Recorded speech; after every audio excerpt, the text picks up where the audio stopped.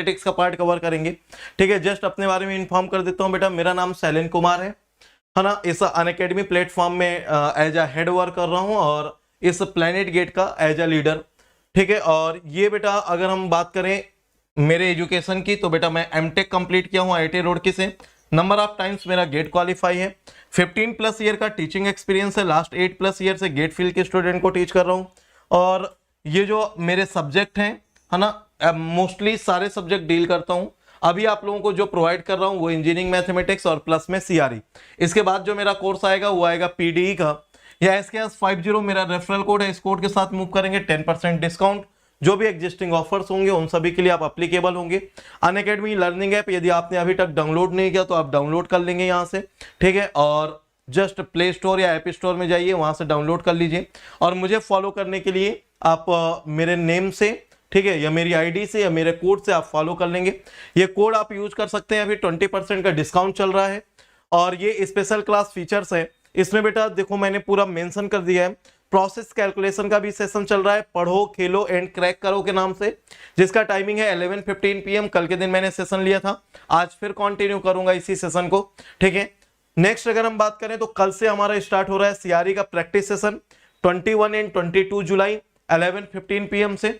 और परसों से सैटरडे आपका यूट्यूब में कोई सेशन नहीं है ना, तो सैटरडे को आपका मैं स्पेशल क्लास लूंगा, जिसमें गणित अभ्यास सीरीज का 23 जुलाई को 9:30 यही सेम टाइम में सैटरडे को आपकी ऐप में क्लास होगी, जिसमें मैं आप लोगों को प्रोबेबिलिटी के पूरे क्वेश्चन सॉल्व कराऊंगा।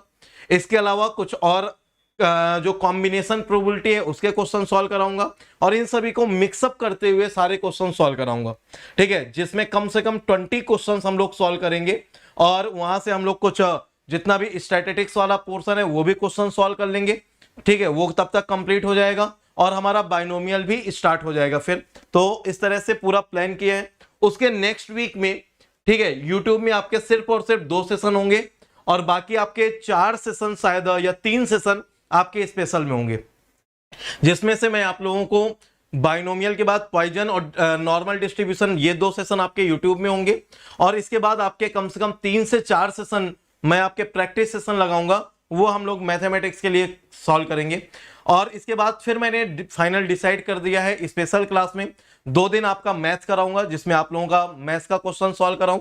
2 दिन आपका CRE का प्रैक्टिस कराऊंगा, और 2 दिन आप लोगों का प्रोसेस कैलकुलेशन का प्रैक्टिस कराऊंगा। 6 डेज हो गए ये। ठीक है, और किसी दिन अगर मन होगा तो टेस्ट क्विज वो लगा लिया करेंगे।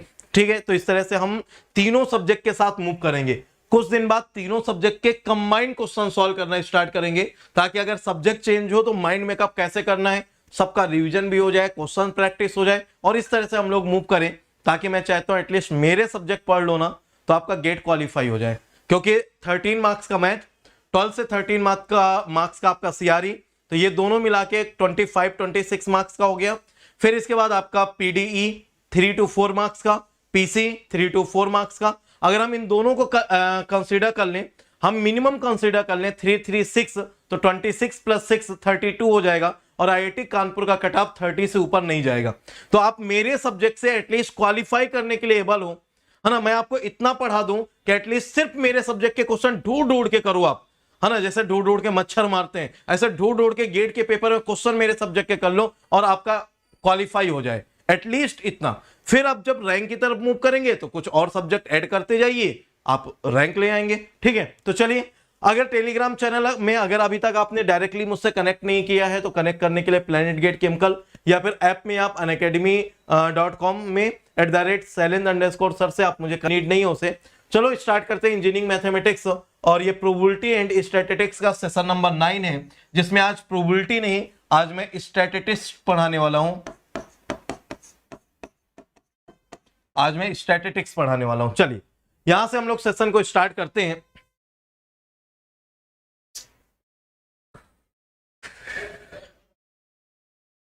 बेटा 1 मिनट के लिए मुझे ऐड देना पड़ेगा, शायद PPT सेव नहीं हो पाई, ये पुरानी वाली PPT आ गई।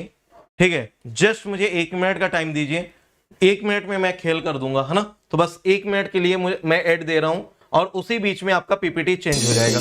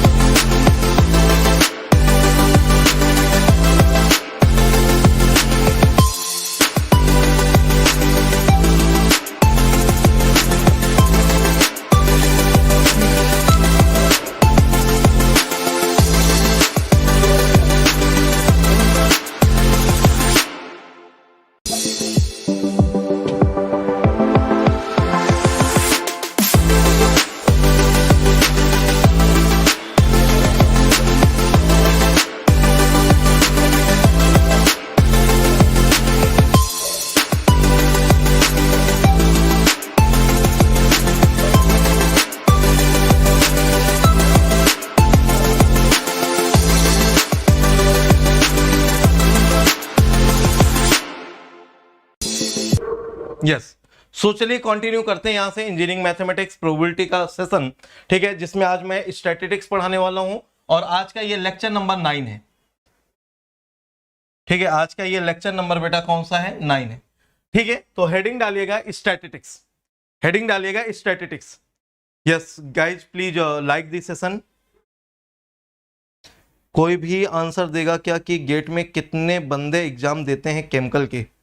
उत्पल, हाँ मैं आपको एग्जैक्ट नंबर बता दूं, लास्ट ईयर एग्जाम दिए थे 14,670 स्टूडेंट के आसपास, और इस बार भी 14,000 के आसपास एग्जाम दिए हैं।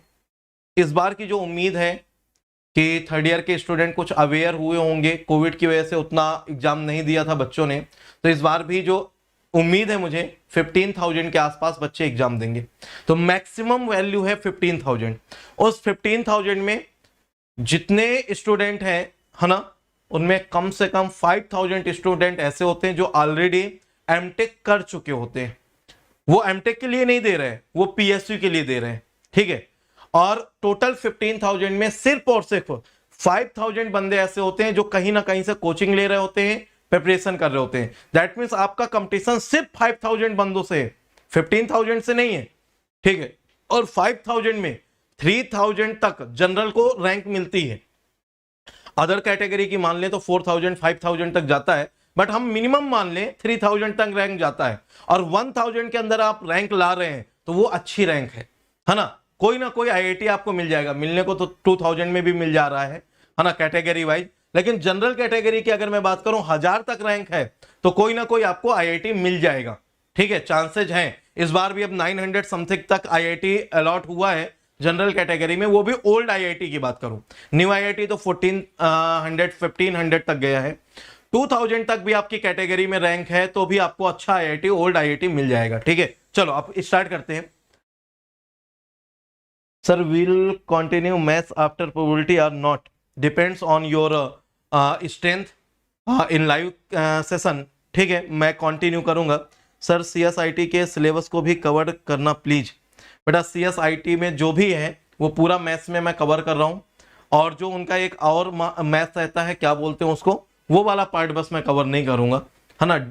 क्या बोलते हैं उसको, एक एक है अलग से एक मैथ होती है आप लोगों की, मुझे अभी नाम एकदम सडन याद नहीं आ रहा, बस वो मैथ कवर नहीं करूंगा। बाकी जो इंजीनियरिंग मैथमेटिक्स है ये पूरा कवर करूंगा। ठीक है सर। सुमित सर का एफएम का स्विच बैच क्या है? यार अब पढ़ाना स्टार्ट करने दो मुझे। ठीक है, स्विच बैच सुमित सर अब एफएम स्टार्ट कर रहे हैं, है ना, 22 से।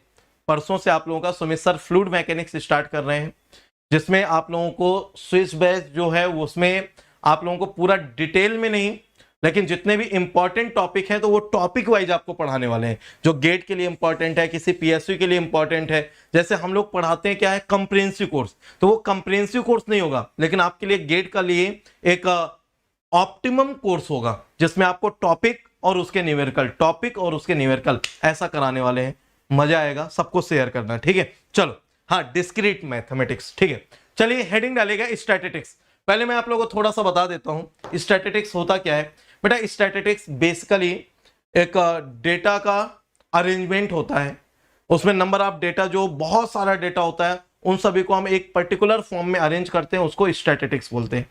ठीक है, जैसा कि मैंने आप लोगों को कई बार बताया है कि मेरे ऑफलाइन क्लासेस चलते थे, तो ऐसे ही एक बार मेरी ऑफलाइन क्लासेस चल रही थी, है ना। मेरा एक फ्रेंड है जो मेरा लंगोटिया यार है ना, क्लास 12 तक हम लोग साथ पढ़े, वो आईआईटी बॉम्बे से पीएचडी कर रहा है।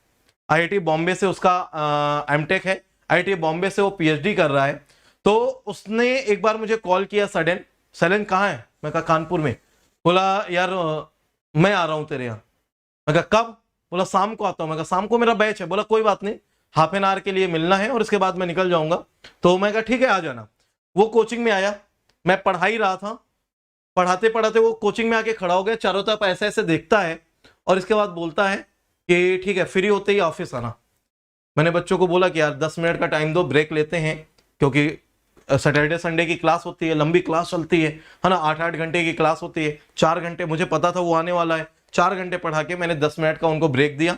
मैं कहा 10 मिनट में बात करता हूँ। मैं रूम के अंदर पहुंचा, मुझसे बोलता क्या है, क्या यार पूरे रूम में स्टैटिस्टिक्स लगा डाले हो? मैं कहा मतलब? कह रहा तेरे क्लासरूम में पूरे में स्टैटिस्टिक्स लगा हुआ है। मैं कहा कैसे? बोले तुझे नहीं दिख रहा? मैं कहा नहीं। बोले जो सबकी रैंक लगा रखे हो ना कि AIR2 AIR3, इस ईयर में ये बंदा इतना, इस ईयर में इतने बंदे क्वालिफाई किए, इस ईयर में इस कोचिंग के या इस सेंटर के इतने बंदों की ये रैंक आई, जितने भी बैनर पोस्टर लगे ये पूरा स्टैटिस्टिक्स है। फर्स्ट टाइम मैंने उस दिन फील किया, यस एग्जैक्टली जो वहां पर लिखा है ना 2013 2015 में ये वाला बंदा ये रैंक लेके आया, इस बैच से इतने स्टूडेंट सिलेक्ट हुए, इस बैच से टॉप 100 में इतने स्टूडेंट थे, इस बैच से टोटल नंबर आप इतने कैंडिडेट हमारे सक्सेसफुल हुए।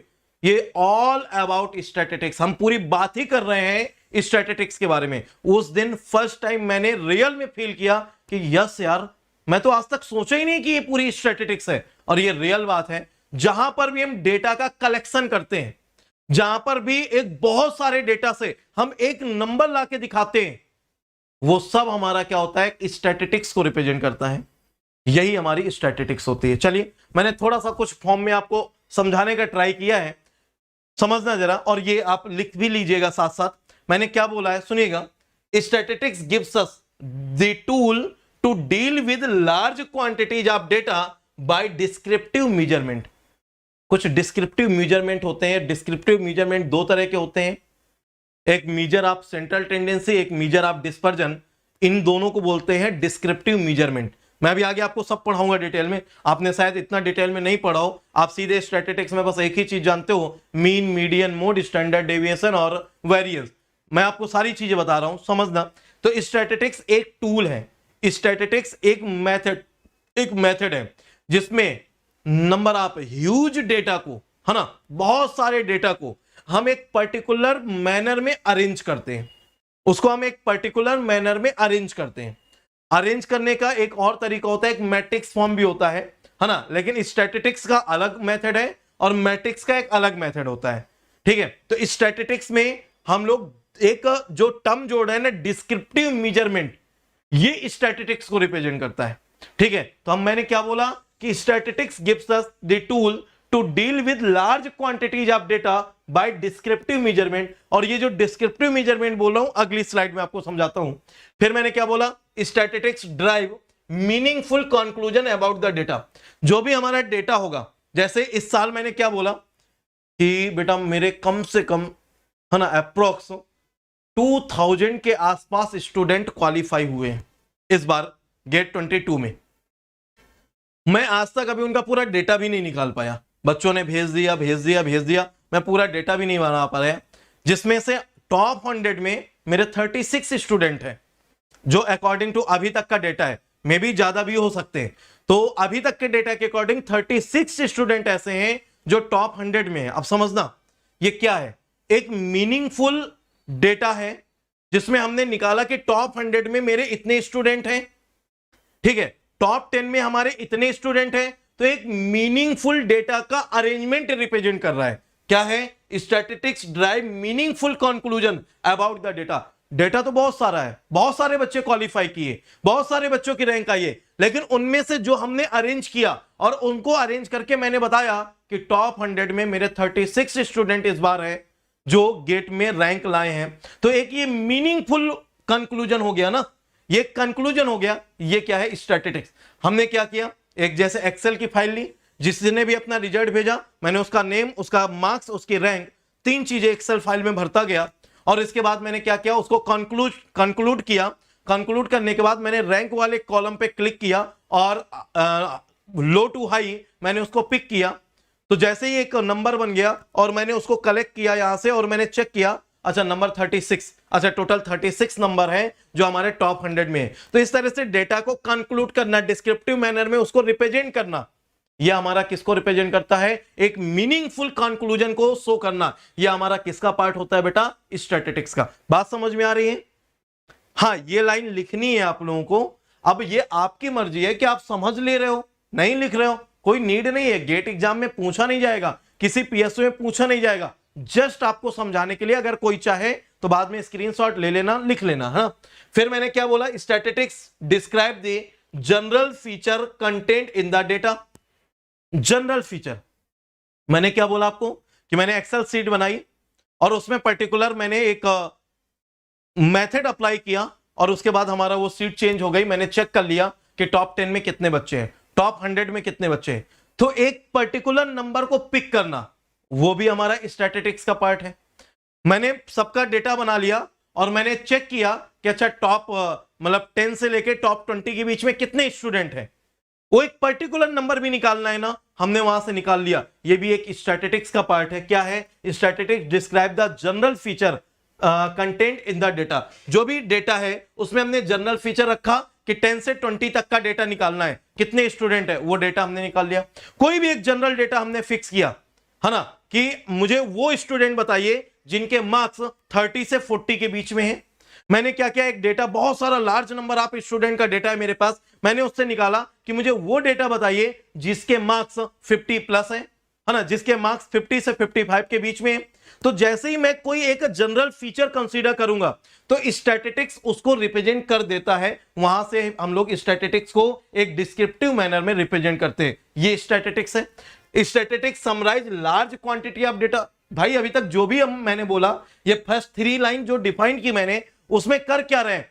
लार्ज क्वांटिटी डेटा को समराइज ही तो कर रहे हैं, एक पर्टिकुलर फॉर्म में अरेंज करके उसको समराइज ही तो कर रहे हैं। यही हमारा स्टैटिस्टिक्स का मेन पॉइंट है। Statistics summarises large quantity of data in descriptive manner. In descriptive manner हम किसी भी फॉर्म में उसको अरेंज कर सकते हैं। ये हमारी स्टैटिस्टिक्स होती है। अब आपको एक डिफिनेशन समझ में आ गई। ये एक मैथमेटिक्स का पार्ट है जो कि डिस्क्रिप्टिव मैनर में लार्ज क्वांटिटी ऑफ डेटा को समराइज करने के लिए यूज किया जाता है। और वो डिस्क्रिप्टिव मैनर हम 2 तरह से रिप्रेजेंट करते हैं स्टैटिस्टिक्स के केस में। एक होता है मीजर ऑफ सेंट्रल टेंडेंसी और एक होता है मीजर ऑफ, सेकंड क्या होता है? Measure of dispersion. चलिए स्क्रीनशॉट लीजिए और अगर आपको नोट करना है तो आप नोट कर लीजिएगा। होप सो हो गया होगा स्क्रीनशॉट। चलिए नेक्स्ट, मैंने क्या बोला? देयर आर 2 टाइप्स ऑफ, ठीक है, यस सर, ये हाँ, आपका रिप्लाई जो भी है मैं देख के आंसर करता हूं बेटा, जस्ट वेट, है ना, फिर आगे समझिएगा। मैंने क्या बोला? There are 2 types of the descriptive measurement uses to summarise the data. क्या?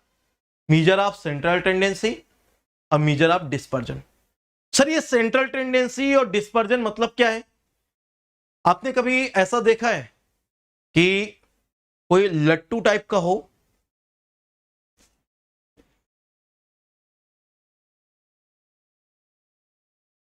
इस टाइप का कुछ है, ठीक है, और आपने इसको ऐसे किया, रोटेट किया, आपने ऐसे रोटेट किया, कोई पर्टिकुलर आपने एक सिंपल सा कुछ हल्का सा लाइट वेट का कुछ आपने पार्टिकल यहां पर रख दिया, और जब आप उसको मूव कराते हैं, रोटेट कराते हैं, तो आप देखते होंगे कि ये मूव करते हुए यहां पर सेंट्रल पे आके और देन मूवमेंट स्टार्ट होता है।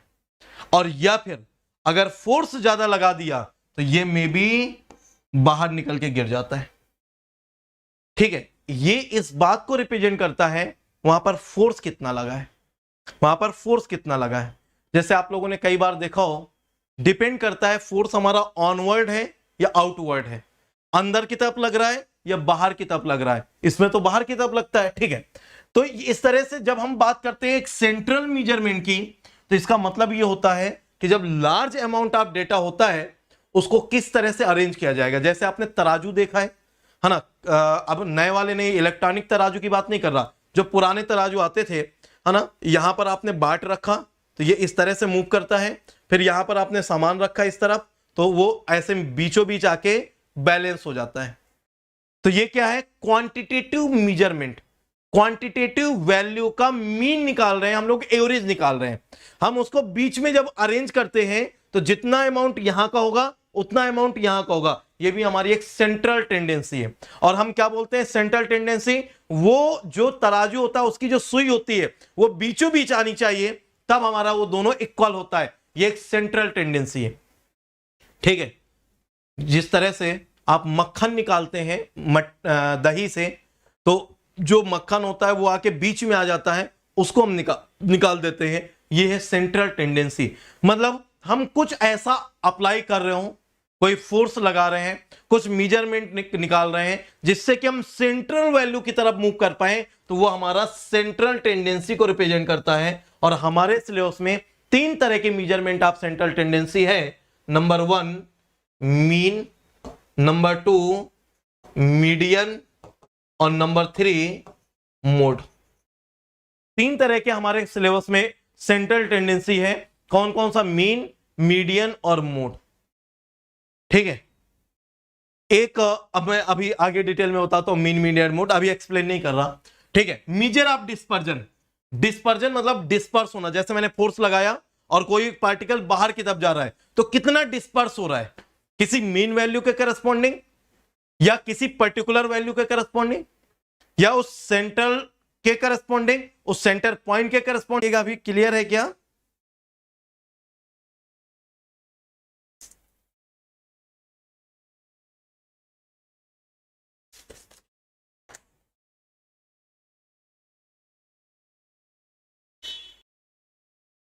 Yes, now okay.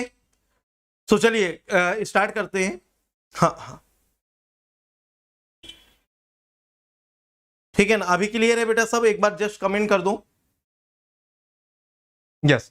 सो हम बात कर रहे थे measurement of central tendency and measurement of dispersion की। तो जो मेजरमेंट ऑफ सेंट्रल टेंडेंसी होता है वो मीन, मीडियन, मोड है। और जो डिस्पर्जन ऑफ जो मेजरमेंट ऑफ डिस्पर्जन है उसमें बेटा हम 3 तरह की चीजें पढ़ते हैं। एक आप लोगों को याद होगा, आप लोगों ने पढ़ा होगा 12th में आप लोगों ने पढ़ा होगा, number 1 standard deviation, number 2 variance, number 3 coefficient of variance या परसेंट कोफिशिएंट ऑफ वेरिएंस। ये 3 चीजें अपन लोग पढ़े होंगे। चलो ये वाला पोर्शन जो है ये मैं कवर करूंगा आपका कल के दिन। ठीक है, जो सेंट्रल टेंडेंसी वाला है, नंबर 1 मीन, नंबर 2 मीडियन और नंबर 3 मोड, ये वाला पोर्शन हम लोग आज कवर करेंगे। चलिए इसमें पहली हेडिंग डालिएगा मेजरमेंट ऑफ सेंट्रल टेंडेंसी और उसमें पहली हेडिंग डाल दीजिएगा आप मीन। यस, चलिए पहली हेडिंग डालिएगा मेजरमेंट ऑफ सेंट्रल टेंडेंसी, उसमें फर्स्ट मीन। मीन क्या होता है? मीन अभी तक हम लोग पढ़ते रहे और सिंपल सा हमें पता है कि मीन निकालने के लिए जितनी भी वैल्यू दी होती है उन सभी वैल्यू को कलेक्ट करके उनका सम करके टोटल नंबर ऑफ वैल्यू से डिवाइड कर देते हैं, हमारा मीन आ जाता है। मीन एग्जैक्टली किस पॉइंट को रिप्रेजेंट करता है? मीन ये बताता है कि उस पर्टिकुलर वैल्यू के करस्पॉन्डिंग इधर और इधर इक्वल हो, इक्वल पॉइंट्स को रिप्रेजेंट करो। पॉइंट्स मतलब इक्वल एरिया को रिप्रेजेंट करें, इक्वल वॉल्यूम को रिप्रेजेंट करें, या तराजू में जो हम बात करते हैं कि ये हमारा एग्जैक्ट 1 kg अमाउंट है कि नहीं, तो वो मीन को रिप्रेजेंट करता है ना। वो हमारा किसको? मीन को रिप्रेजेंट करता है। तो देखिएगा हेडिंग डालेगा मीन, जिसको हम लोग बोलते हैं अर्थमेटिक मीन। हेडिंग डालेगा मीन, ठीक है, मीन जिसको हम लोग बोलते हैं अर्थमेटिक मीन। ये एक बेटा क्वांटिटेटिव एवरेज होता है। ये क्या होता है? क्वांटिटेटिव एवरेज होता है, जो एक पर्टिकुलर क्वांटिटी के फॉर्म में एक एवरेज वैल्यू को रिप्रेजेंट करता है, जिसमें लेफ्ट साइड और राइट साइड का equal percent, equal value consider किया जाता है। इसको बोलते हैं क्वांटिटेटिव एवरेज। चलिए पहला पॉइंट क्या है?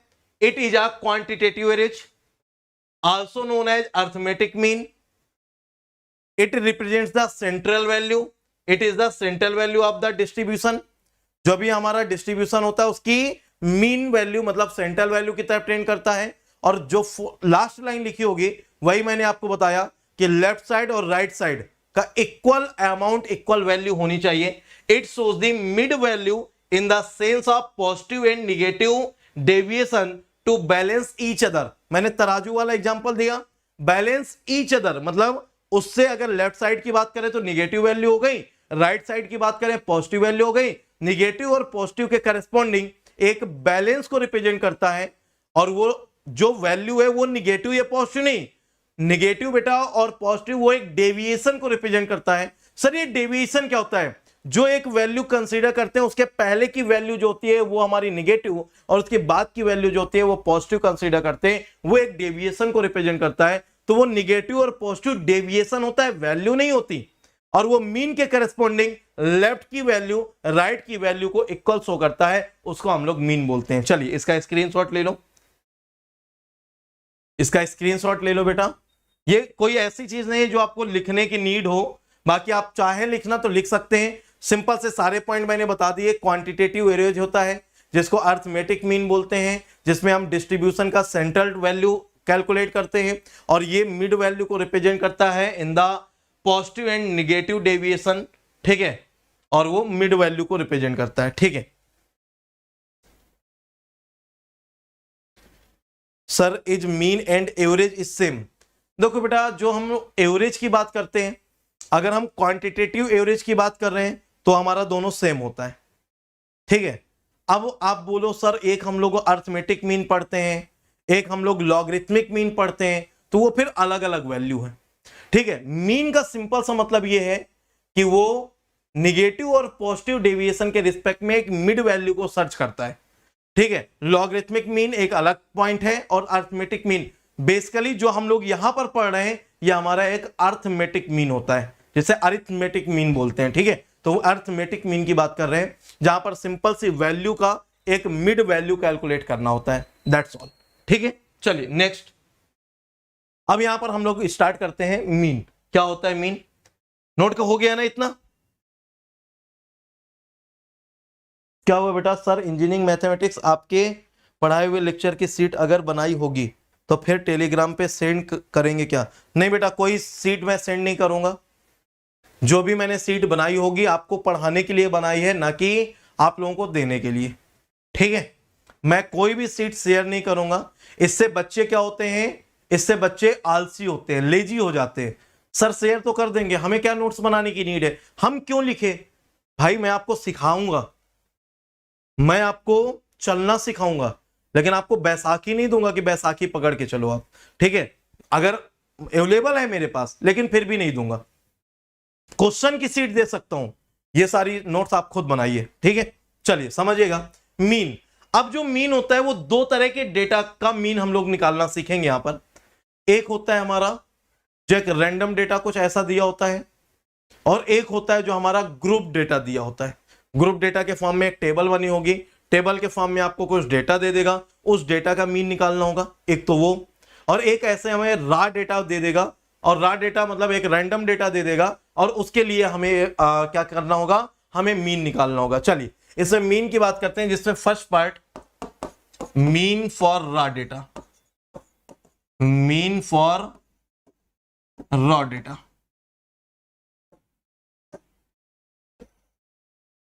क्या होता है रॉ डेटा? जैसे आपको कोई नंबर दे दिए और उस नंबर का आपको बोल दिया गया कि मीन निकाल दो, तो उसका एक सिंपल सा फार्मूला होता है। कोई बता सकता है क्या होता है फार्मूला? जो भी हमारे नंबर होंगे उन सभी नंबर का सम अपॉन टोटल नंबर, ठीक है। लिखिएगा sir calculus also tell like the,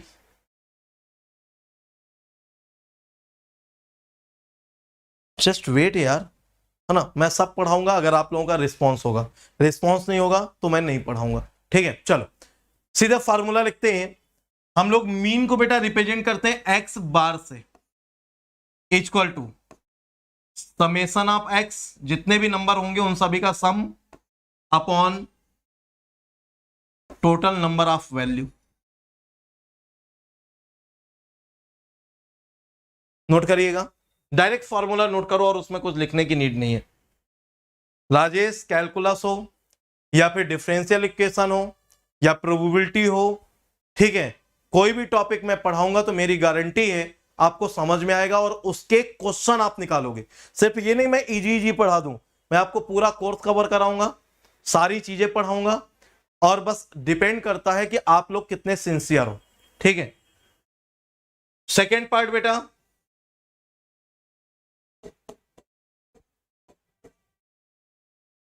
mean for group data, group data,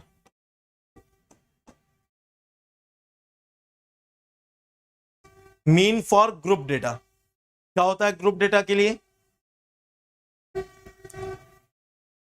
आज के दिन बेटा मेरे यहां लाइट नहीं आ रही, ठीक है, तो मुझे अपने लेफ्ट साइड का गेट ओपन करना पड़ा है और जस्ट सामने से ही मेट्रो और जस्ट सामने से ही ट्रेन, दोनों लाइन है मेरे यहाँ से, ठीक है। तो इस वजह से हो सकता है आपको उसका हॉर्न वगैरह सुनाई दे रहा हो या बाहर का कुछ शोर आ रहा हो, तो आज मैनेज कर लेना, या तो फिर मैं क्लास कैंसिल करता, है ना, और जो मैं करना नहीं चाह रहा था, क्योंकि उससे फिर कॉन्टिन्यूटी ब्रेक होती है। अभी एक दिन क्लास कैंसिल हो गई नेट की वजह से, अब आज लाइट की वजह से हो जाए, है ना, तो वो मैं चाहता नहीं था, इसलिए क्लास में कंटिन्यू कर रहा हूँ। आप लोग थोड़ा सा मैनेज कर लेना, अगर थोड़ा सा बैकग्राउंड नॉइस आए तो उसको मैनेज कर लेना आप लोग, ठीक है। चलो, मीन फॉर ग्रुप डेटा। अब अगर हम ग्रुप डेटा की बात करेंगे तो क्या होता है बेटा, x bar equal to summation of f x bar equal to summation of f into x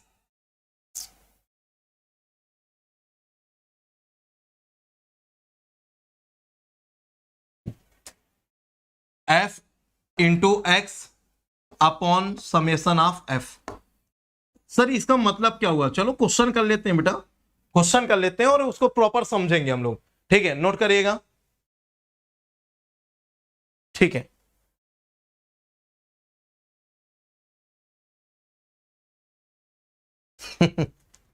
चलो नोट करो, summation of f into x upon summation of F, ठीक है। अब क्या होगा यहां से, चलो एक एक क्वेश्चन सॉल्व करते हैं। जैसे मान लीजिए आपको कोई एक नंबर दिए हूं और उस नंबर का आपको मीन निकालना हो। फॉर एग्जाम्पल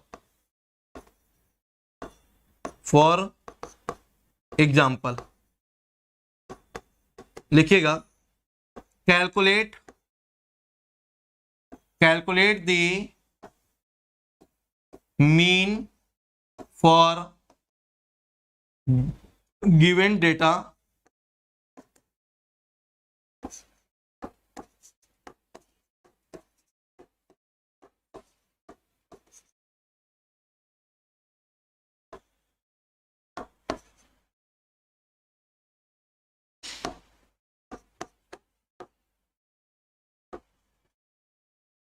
चलिए इसका मीन निकालना है।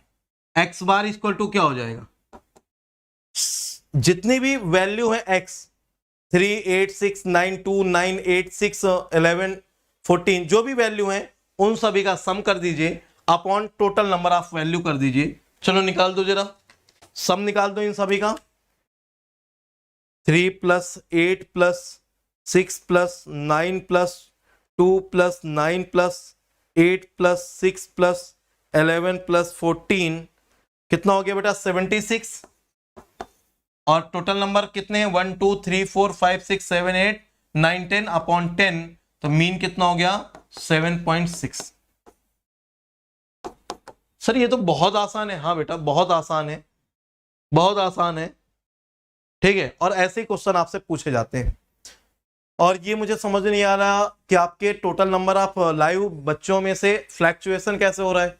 अभी सडन 34 पहुंच गया था, फिर 31 था, फिर 25 हो गया, ये कैसे, है ना। बच्चे आ रहे हैं बस, हाँ देख लिए और जा रहे हैं, है ना। सर ये तो इजी है, ठीक है। चलो 7.6, ठीक है।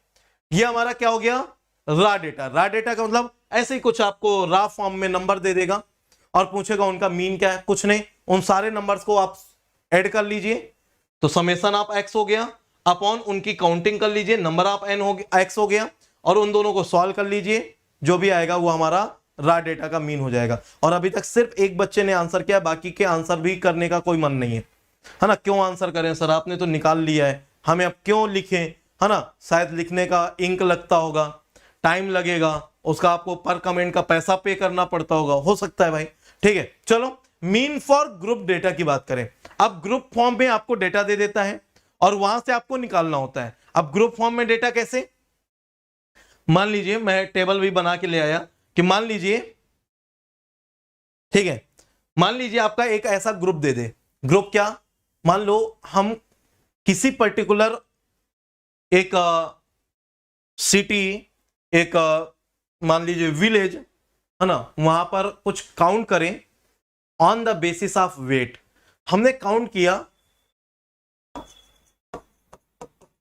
वेट, और वेट कुछ ऐसा दे दे कि 0 से लेकर 10 किलोग्राम के बीच में जो बच्चे हैं, है ना, नंबर ऑफ पर्सन। अब 0 से 10 किलोग्राम के ये बच्चे ही होंगे, बड़े तो नहीं होंगे ना, तो ये 0 से 10 किलोग्राम के जो बच्चे हैं उस पर्टिकुलर विलेज में ये 8 है। 10 से लेकर 20 किलोग्राम के जो हैं मान लो वो आपके 15 है। 20 से 30 किलोग्राम वाले ये आपका 21 है। 30 से 40 किलोग्राम वाले ये आपके पास उस गांव में 25 है। 40 से 50 किलोग्राम वाले मान लीजिए 32 है। 50 से 60 किलोग्राम के लोग वहां पर मान लीजिए कुछ 40 है। 60 से 70 किलोग्राम वाले लोग मान लीजिए ये 26 है। 70 से 80 किलोग्राम वाले लोग ये मान लीजिए लगभग 15 है, हमारे जैसे लोग, है ना। 80 से 90 किलोग्राम के मान लीजिए कुछ 10 है, और 90 से 100 किलोग्राम के 2 है। ये किसी पर्टिकुलर विलेज के टोटल नंबर ऑफ जितने भी पर्सन है ना, लेडीज, जेंट्स, बच्चे, बुजुर्ग, सब मिला के ये टोटल उनकी काउंटिंग दे दी गई। ये टोटल उनकी काउंटिंग दे दी गई। आपको बोला गया कि एक एवरेज वैल्यू निकालिए उस गांव के पर्टिकुलर लोगों का, जो एक एवरेज है वो आप निकालिए कि एवरेज वेट कितना होगा। ठीक है, लिखिएगा यहां पर, calculate the average weight of the village. Sir ऐसा क्वेश्चन आता है क्या? बेटा सीख लो, फिर आता है या नहीं आता मैं गेट के क्वेश्चन सॉल्व कराऊंगा, आपको पता चल जाएगा। ठीक है, लिख लीजिए, calculate the average weight of the person in any village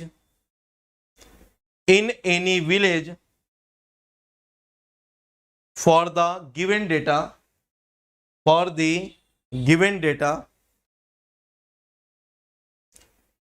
the given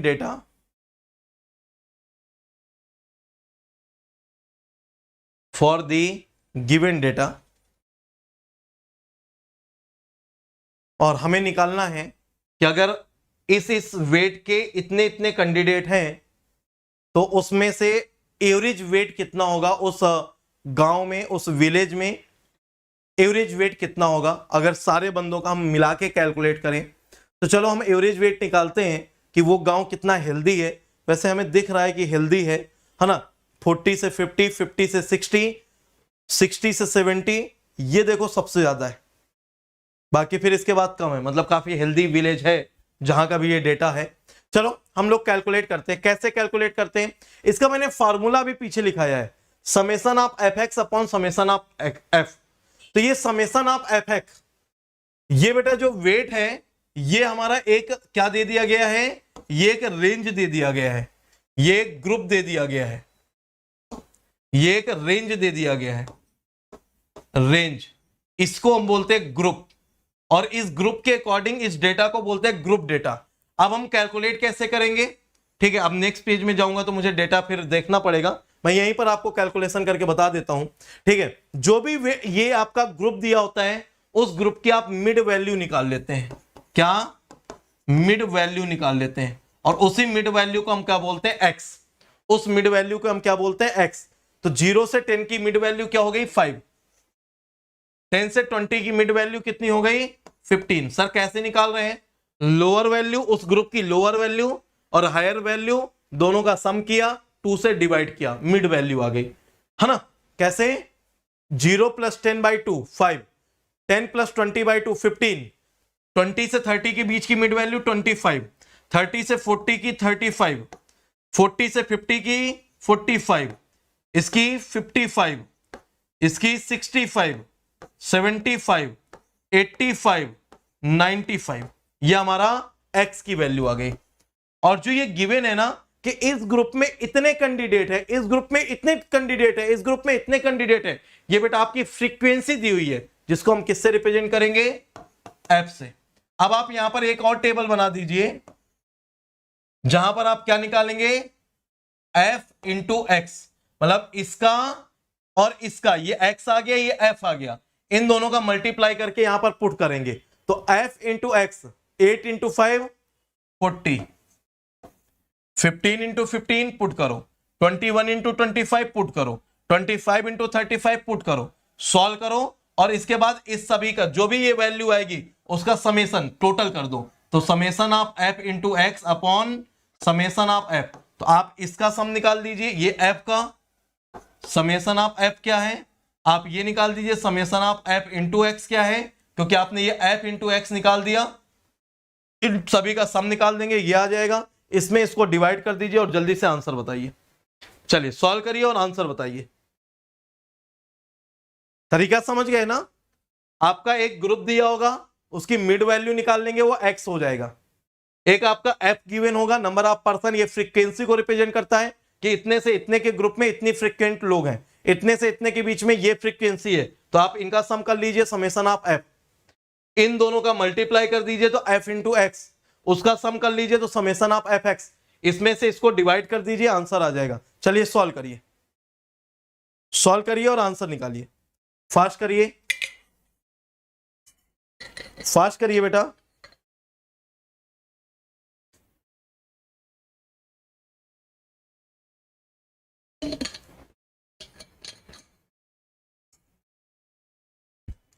fast करेंगे, इतना टाइम नहीं लगेगा, कर लेंगे, कर लेंगे या नहीं, कर लेना आप लोग अब, है ना।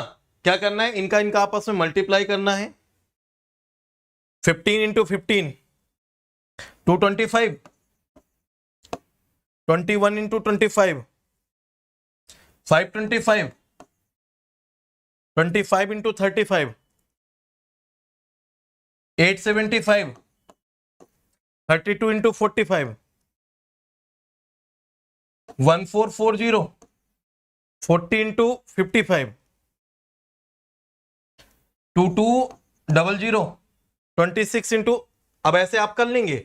इसके बाद लास्ट में इसका सम निकाल लेना, इसका सम निकाल लेना, इसके सम में इसके सम से डिवाइड कर देना, जो आ जाएगा वो हमारा आंसर होगा। कर लेंगे, सेम आंसर आएगा। अनमोल एंड केमी वॉरियर, दो डिफरेंट आंसर कैसे आ सकते हैं, आई डोंट नो, नहीं आ सकता, पॉसिबल ही नहीं है। ठीक है, जो इसका भी आएगा यहां से सेम आंसर आएगा। मैं उम्मीद करता हूं आप लोग सॉल्व कर लेंगे और सॉल्व करके मुझे इसका आंसर नेक्स्ट क्लास में आप बता देंगे।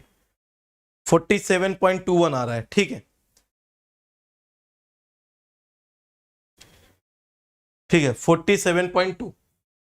चलो भाई, सभी का आंसर ये आ रहा है क्या, 47.2, ये हमारा आंसर हो जाएगा। तरीका समझ में आ गया, तरीका समझ में आ गया। चलो एक बार मैं रिपीट कर देता हूं, एक बार मैं रिपीट कर देता हूं। मीन, मीन किसके लिए, अगर हम रॉ डेटा की बात करें तो रॉ डेटा के लिए क्या हो जाएगा, summation of x upon n, ये हो जाएगा हमारा मीन। और अगर हम ग्रुप डेटा की बात करें तो क्या हो जाएगा बेटा, x bar equal to summation of f into x upon summation of f. चलो सेकंड हम आ जाते हैं मीडियन में। मीडियन क्या होता है, मीडियन बेटा पोजीशन पर डिपेंड करता है। कैसे, कितने नंबर इस साइड है, टोटल कितने नंबर इस साइड है, वैल्यू से मतलब नहीं, उनकी वैल्यू क्या है। सबसे पहले जो भी डेटा गिवन होगा उस डेटा को पर्टिकुलर मैनर में अरेंज करते हैं और उसकी मिडिल वैल्यू निकालते हैं, उसके करस्पॉन्डिंग जितनी वैल्यू लेफ्ट में हो उतनी वैल्यू राइट में हो। इसको बोलते हैं पोजिशनल एवरेज। इसको क्या बोलते हैं, पोजिशनल एवरेज। सुनिएगा, median, it is also known as positional average, it is the central value of distribution. Mean भी सेंट्रल वैल्यू ऑफ डिस्ट्रीब्यूशन है, ये भी सेंट्रल वैल्यू ऑफ डिस्ट्रीब्यूशन है, लेकिन वो क्वांटिटेटिव मेजरमेंट है, वो टोटल वैल्यू को काउंट करता है और ये नंबर को काउंट करता है। क्या, it shows the number of, सुनना बेटा, it shows the number of value less than the median. कोई एक वैल्यू हम मीडियन ले लेंगे, उससे लेस देन टोटल कितने नंबर है और उसके बाद में टोटल कितने नंबर है, is equal to number of value greater than the median. कोई एक वैल्यू मीडियन कंसीडर करेंगे, उसके लेफ्ट में जितने नंबर हो उसके राइट में भी उतने नंबर होने चाहिए। This is the quantitative mean, इसी को हम बोलते हैं क्वांटिटेटिव एवरेज। ठीक है, चलिए, ये होता है हमारा मीडियन। बात समझ में आ गई? स्क्रीनशॉट लेना है ले लो, स्क्रीनशॉट लेना है ले लो। ठीक है, हो गया बेटा? समझिएगा, आगे आगे समझिएगा निकालते कैसे। अरे कुछ हाँ ना कुछ तो रिप्लाई कर दिया करो मेरे लाल, है ना। कोई मतलब नहीं है सर, जैसा मर्जी आपका, है ना। आप जितना बता दोगे उतना नोट कर लेंगे। चलो देखो, अब अगर मैं फर्स्ट बात करूं, median for raw data, median for raw data. तो रॉ डेटा के लिए क्या होता है, ये दो केसेस से डिफाइन किया जाता है। केस नंबर वन, जो भी रॉ डेटा है अगर उसमें total number of value odd है कि इवन है। Case number 1, if total number of value are odd in given raw data, then जो मीडियन होगा बेटा इक्वल टू, अब समझिएगा, total number of value odd है। जैसे हमने 5 वैल्यू ले ली, 2, 8, 6, 5, 7, मान लो इतनी वैल्यू ले ली। तो पहला हमारा तरीका याद रखिएगा, उनको पहले असेंडिंग और डिसेंडिंग ऑर्डर में अरेंज करना होता है। अगर हम असेंडिंग ऑर्डर में करें तो सबसे छोटा है 2, फिर है 5, फिर है 6, फिर है 7 और फिर है 8। ठीक है, तो उसको असेंडिंग या डिसेंडिंग ऑर्डर में हमें अरेंज करना होता है। इसके बाद हम वो मिड वैल्यू कंसीडर करते हैं जिसके लेफ्ट और राइट में इक्वल नंबर ऑफ वैल्यू हो। यहां से 2 लीव करो, यहां से 8 लीव करो, यहां से 5 लीव किया, यहां से 7 लीव किया। मिड वैल्यू क्या आ गई, 6 के लेफ्ट में 2 वैल्यू है, 6 के राइट में 2 वैल्यू है, तो ये हमारा क्या हो गया, mid value. Total number of value कितनी थी, 5, तो ये कौन सी वैल्यू आई, थर्ड। तो हम क्या बोले, 5 + 1/2, तो ये कितना हो जाएगा, थर्ड वैल्यू। ये हमारी क्या हो गई, मीडियन। क्या हो गया, मीडियन इक्वल टू जितनी भी वैल्यू होंगी n + 1/2 और ये वाली वैल्यू, तो n + 1/2 value of arranged data, किसके फॉर्म में, आइदर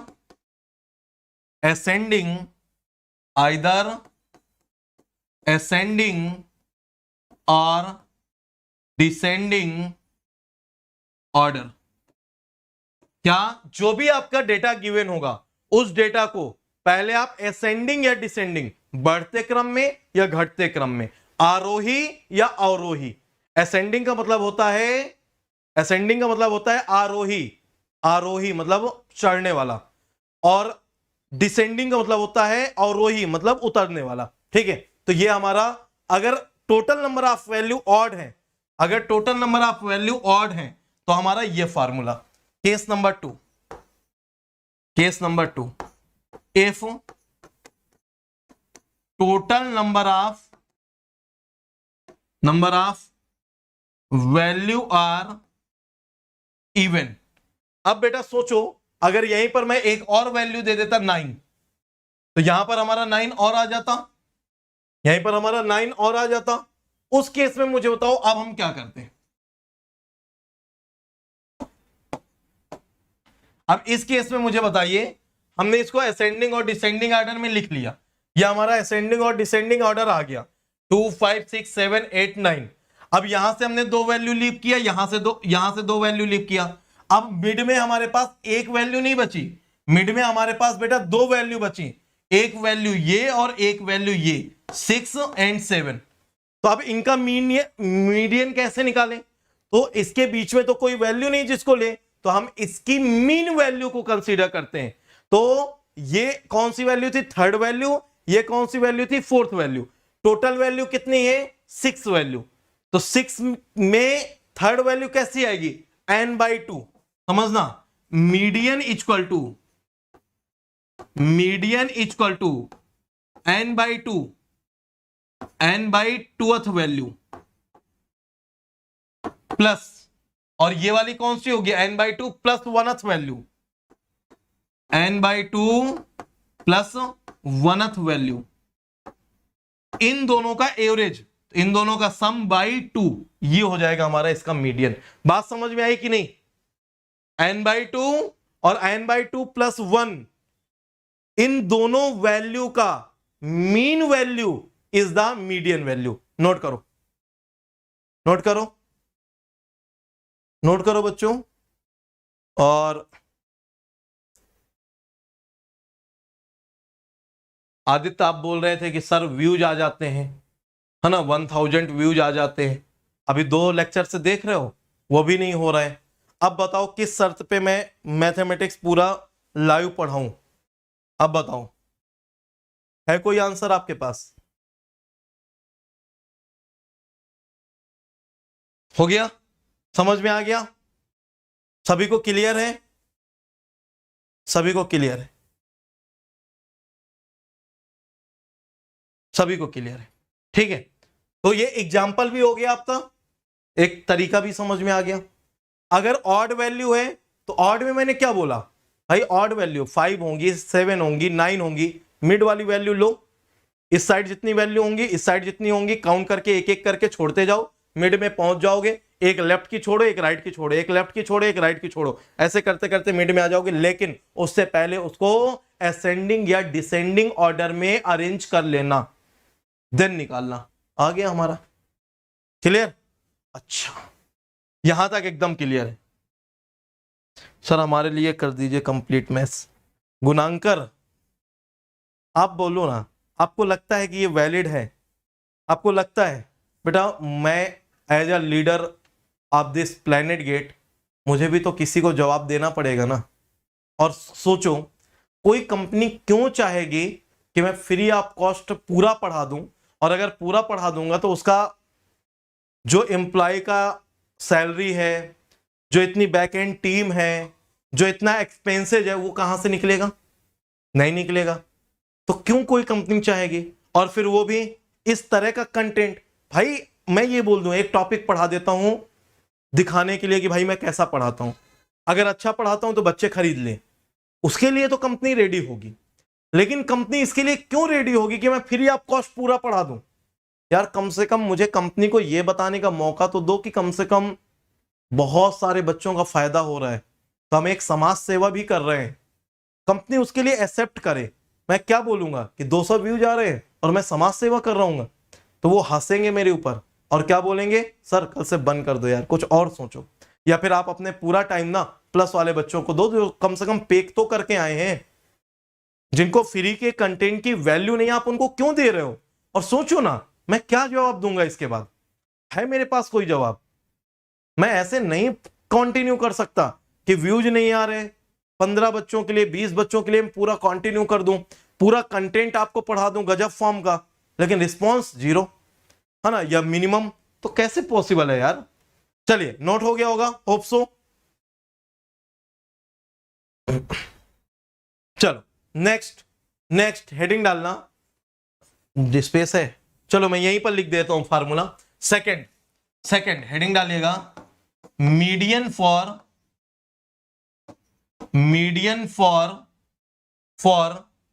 ग्रुप डेटा,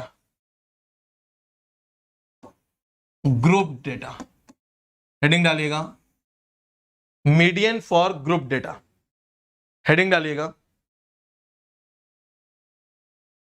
कोई आंसर नहीं है सर अब? सर अगर डुप्लीकेट डेटा हो तो बेटा कोई फर्क नहीं पड़ता शाहिद, यहां पर कोई फर्क नहीं पड़ता।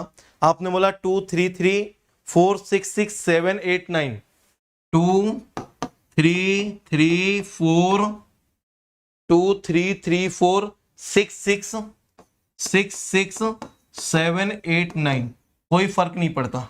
आपने ऑलरेडी अरेंज फॉर्म में दिया है 1 2 3, लेफ्ट से छोड़ो 1 2 3 राइट से, फिर 1 लेफ्ट से, फिर 1 राइट से, 6 is the median, that's all. कोई फर्क नहीं पड़ता, कोई फर्क नहीं पड़ता। टोटल नंबर ऑफ वैल्यू कितनी है इससे फर्क पड़ता है। मोड में फर्क पड़ेगा, मोड में फर्क पड़ेगा क्योंकि मोड में maximum number of frequent value की बात करते हैं, ठीक है।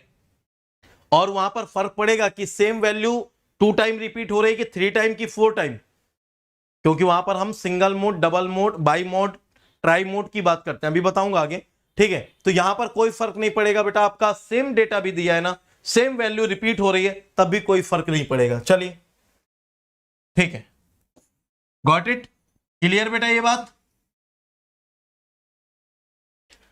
अच्छा कोई बच्चा है जो मुझे ये बता पाए, कोई बच्चा है जो मुझे ये बता पाए कि ग्रुप डेटा का फॉर्मूला क्या होता है? कोई बच्चा है जो ये मुझे बता पाए कि ग्रुप डेटा का फॉर्मूला क्या होता है? मीडियन इक्वल टू, आपको याद हो, L प्लस ब्रैकेट में something by 2 plus F upon FM into H। कुछ याद आया? कुछ याद आया? बता दो फिर, बता दो जल्दी से, कोई बता सकता है? कोई बता सकता है? मीडियन इक्वल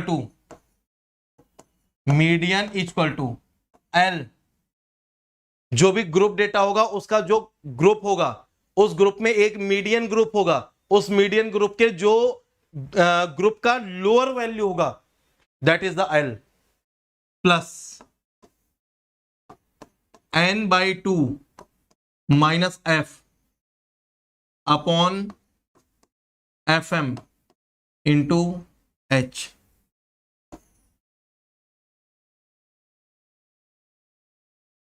नोट करिए, L प्लस H F, अच्छा H/F FM, ठीक है, n/2 माइनस C, ठीक है, इंटू H छोड़ दिया बेटा। रोहित एक कमेंट एक बार करो, एक कमेंट एक बार करो, इतनी बार करने का मतलब नहीं है ना, इतनी बार करने का मतलब नहीं है। चलो नोट करिए, ये फार्मूला सही है, आपने H मिस कर दिया है, बाकी सब सही है, बाकी सब सही है, आपने H मिस कर दिया बस। सर ये होता क्या क्या है, n क्या है, ठीक है, ये n क्या है, या फिर सर ये जो आपका F है ये क्या है, FM क्या है? चलो लिखते हैं, L is the lower value of median class, of median class. कैसे? मान लो जैसे कुछ यहां पर आपको डेटा दे दे, मान लो आपको कुछ डेटा दे दे 0 से 10, 10 से 20, 20 से 30, 30 से 40, 40 से 50, 50 से 60। मान लो ये एज दे दी, ये एज ग्रुप दे दिया आपको, ठीक है, और उस एज ग्रुप के पर्टिकुलर कैंडिडेट दे दिए किसी पर्टिकुलर मोहल्ले में, ठीक है। तो ये जो एज ग्रुप हो गया उसमें पर्टिकुलर कैंडिडेट की 0 से 10 ईयर के जो भी लोग हैं वो है 5, 10 से 20 के ये है 20, 20 से 30 के ये है 16, 30 से 40 के ये है 26, 40 से 50 के ये है हमारे मान लीजिए 12, और 50 से 60 एज के है हमारे पास 10। मान लीजिए टोटल इस तरह से डेटा दे दिया। तो आप यहां पर एक मिड वाला कोई मीडियन कंसीडर कर लीजिए। अब यहां पर देखिए 1 2 3 4 5 6, तो 6 में या तो आप इसको ले लो या फिर आप इसको ले लो, ठीक है। और किसको लेते हैं एग्जैक्टली, चलो जब मैं न्यूमेरिकल्स कराऊंगा तब आपको वहां पर और एक्सप्लेन करूंगा। ठीक है, तो मान लीजिए अगर हमने ये वाला ग्रुप लिया तो ये वाला ग्रुप कौन सा हो गया, ये वाला ग्रुप हो गया मीडियन ग्रुप। जो भी हम लेते हैं उसको बोल देते हैं मीडियन ग्रुप। इस मीडियन ग्रुप की जो ये मिनिमम वैल्यू है ये हो गई हमारी L। फिर इसके बाद ये n/2, तो n क्या है, n equal to summation of f। Summation of f इसको हम लोग f मानते हैं और इसका जो टोटल सम निकालते हैं उसको समेसन ऑफ f मानते हैं, जिसको हम लोग n बोलते हैं यहां पर। ठीक है, तो n equal to summation of f, ये पता चल गया। f equal to cumulative frequency, cumulative frequency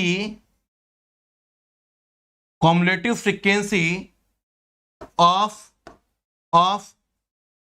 median class of preceding the median class, ऐसा लिखो, preceding the cumulative frequency of preceding the median. Preceding मतलब जस्ट पहले वाली, कॉमुलेटिव फ्रीक्वेंसी तो मीडियन क्लास से जस्ट पहले वाली। ये मीडियन क्लास थी, इससे जस्ट पहले ये वाली जो वैल्यू होगी ये हमारी होगी कैपिटल F, और ये FM होगा cumulative frequency of median class. ये जो 26 है ये हमारी FM, M का मतलब मीडियन फ्रीक्वेंसी, मीडियन क्लास की फ्रीक्वेंसी, और F मतलब preceding median class cumulative frequency है ना, उसके बेस FM बेटा रुको, मैं थोड़ा सा मिस्टेक कर दिया यहां पर एक ही कॉलम होने की वजह से। ठीक है, मैं जस्ट एक बार फिर से रिपीट कर रहा हूं, जो कैपिटल F है ये cumulative frequency of preceding the median class है। ठीक है, यहां से आप क्या करेंगे, कॉमुलेटिव फ्रीक्वेंसी निकालेंगे। पहले की कॉमुलेटिव फ्रीक्वेंसी 5, दूसरे की कॉमुलेटिव फ्रीक्वेंसी, इन दोनों को ऐड करते हैं, 5 + 20 25, फिर तीसरे की 25 + 16 कितना हो जाएगा 41, फिर चौथे की 41 + 26, इस तरह से। तो जो ये वाली होगी इससे जस्ट पहले की ये होगी कैपिटल F, और जो ये फ्रीक्वेंसी होगी ये होगी हमारी FM। तो फ्रीक्वेंसी ऑफ मीडियन क्लास ये हमारी F होगी। ठीक है, सॉरी FM होगी। और H जो भी हमारा ये क्लास है, इस क्लास का जो डिस्टेंस होगा, जैसे 30 से 40 10 का डिफरेंस है, ये हमारा H होगा। क्या होगा, H,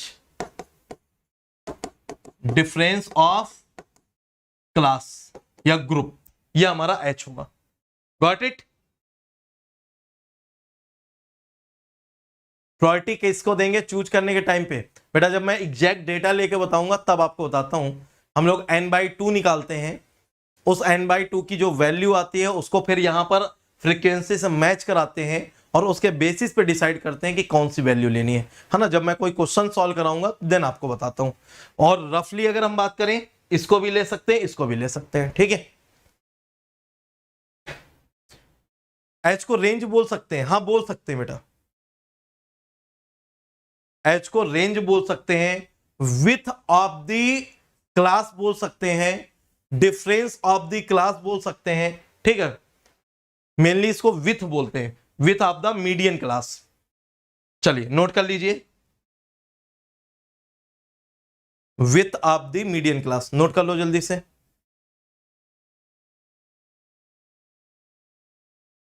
चलो नेक्स्ट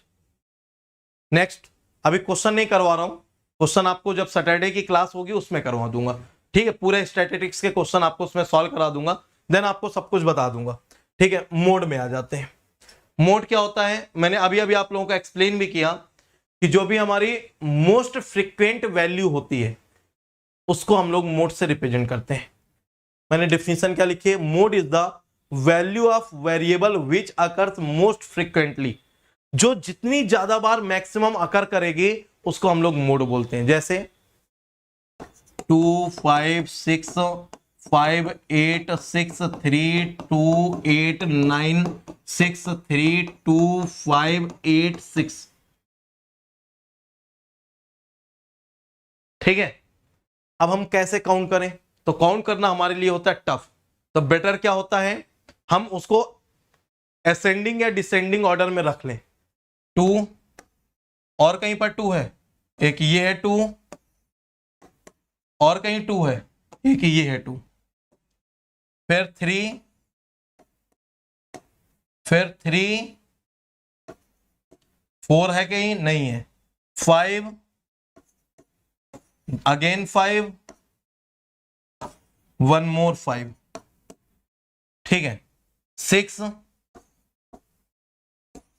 एक और 6, एक और 6, एक और 6, 7 है नहीं, 8 1 मोर 8, 9, अच्छा एक और 8 है, देन 9। अब देखो 2 3 टाइम है, 3 2 टाइम है, 5 3 टाइम है, 6 4 टाइम है, 8 3 टाइम है, 9 1 टाइम है। Most frequent value is the 6 4 times. तो हमारा मोड क्या हो जाएगा? 6। Answer for the raw data, note करिएगा।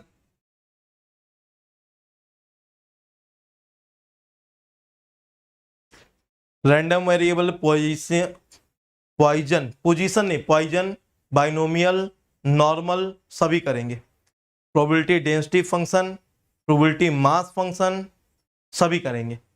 इतना करेंगे, बाइनोमियल, पॉइजन, नॉर्मल, नॉर्मल में दोनों आपका probability density function, probability mass function, इतना कराऊंगा। नीड होगी अगर आप लोग बोलोगे तो एक्सपोनेंशियल भी बता दूंगा, ठीक है। और बस इतना ही, और ज्यादा नीड नहीं है आपको, ठीक है। चलो नोट कर लो जल्दी से, नोट कर लो जल्दी से, जल्दी करो बेटा।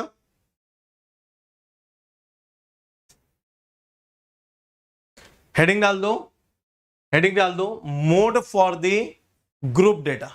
ये हमारा रॉ डेटा के लिए था। रॉ डेटा ऐसा सिंपल सा दिया होगा, मोड फॉर रॉ डेटा। चलिए अब हम लोग कर लेते हैं mode for group data. Group data कोई बता सकता है? उसी तरह L plus F0 minus F1 upon 2 F0 minus F1 minus F2 into H। याद आया क्या किसी को भी? सर अगर 2 वैल्यू की फ्रीक्वेंसी सेम हो उस केस में क्या होगा? अगर जैसे यहां पर बेटा, यहां पर 8 एक बार और होता मान लो, तो 8 ये 6 भी 4 टाइम्स, 8 भी 4 टाइम्स, ठीक है। इसको बोलते हैं बाई मॉडल डेटा। इसको क्या बोलते हैं? By model data. यहां पर दोनों मोड होंगे, 6 भी मोड होगा और 8 भी मोड होगा, और इस डेटा को बोलते हैं बाई मॉडल डेटा। अगर हमारे 3 वैल्यू ऐसे होती, मान लो 2 एक बार और होता, तो हम इसको बोलते हैं ट्राई मॉडल डेटा, जिसमें 2 6 और 8 तीनों मोड होते। अभी क्लियर है आपका? चलो अच्छा क्वेश्चन था, है ना। अब अगर दो वैल्यू आएंगी तो बाई मॉडल डेटा, 3 वैल्यू आएंगी ट्राई मॉडल डेटा, ठीक है। तो ये होता है हमारा। और अगर सिंगल मैक्सिमम अक्रेंस कोई वैल्यू है तो फिर वो हमारा यूनिक मॉडल डेटा होता है, जिसके मोड को हम लोग, जो हाईएस्ट अक्रेंस होता है वो हमारा आंसर हो जाता है। Got it? ठीक है, अच्छा क्वेश्चन था। चलो मुझे बताना था, लेकिन मैं सोच रहा था क्वेश्चन में बताऊंगा। अभी जस्ट पहले डिस्कशन भी किया था, बाई मॉडल ट्राई मॉडल, है ना। तो यही होता है ये। चलिए next mode for group data. Mode for group data क्या होता है? सीधे मैं फार्मूला लिखता हूं, मोड इक्वल टू सेम वही L plus F0 minus F1 upon 2 F0 minus F1 minus F2 into H। Note करिए, नोट करिए जल्दी से, जल्दी करो बेटा, टाइम हो गया है स्पेशल वाली क्लास का, ठीक है। जल्दी करिए।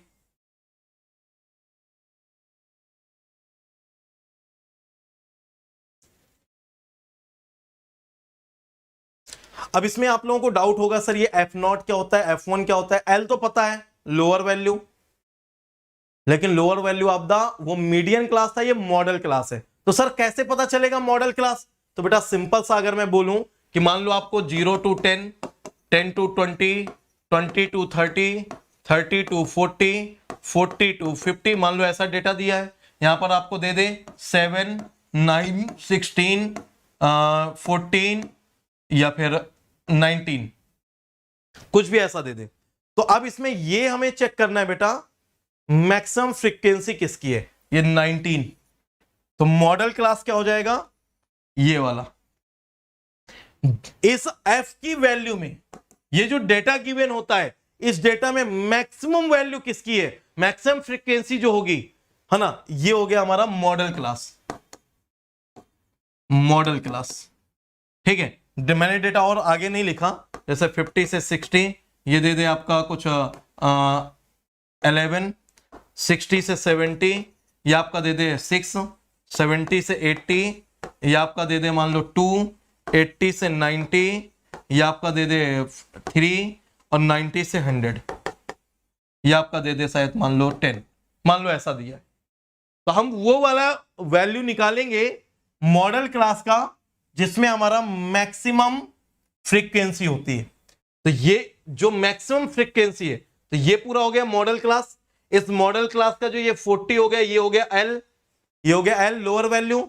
अच्छा ये जो 19 है ये हो गया बेटा F0, और इससे जस्ट पहले वाली प्रीसीडिंग दी फ्रीक्वेंसी ये हो गया F1, और इसके जस्ट बाद वाली ये हो गई F2, और इसकी जो विथ है 40 से 50 यहां पर विथ हो गई हमारी H। बात सारी समझ में आ गई। स्पेशल मैथमेटिक्स की क्लास होगी बेटा सैटरडे को होगी, सैटरडे को होगी। आज के दिन जो स्पेशल क्लास है वो प्रोसेस कैलकुलेशन की है।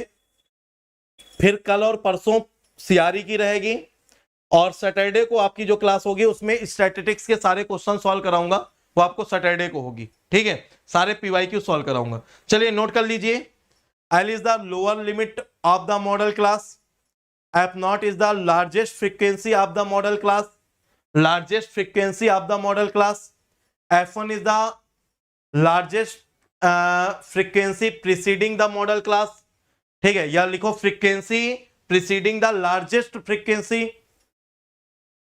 और F2 frequency just after the model class। हो गया। L बेटा lower value of the model class, L is the lower value of the model class, ठीक है। चलो ये हमारा मोड हो गया। अभी इनका कंक्लूजन बाकी है जिससे क्वेश्चंस आता है।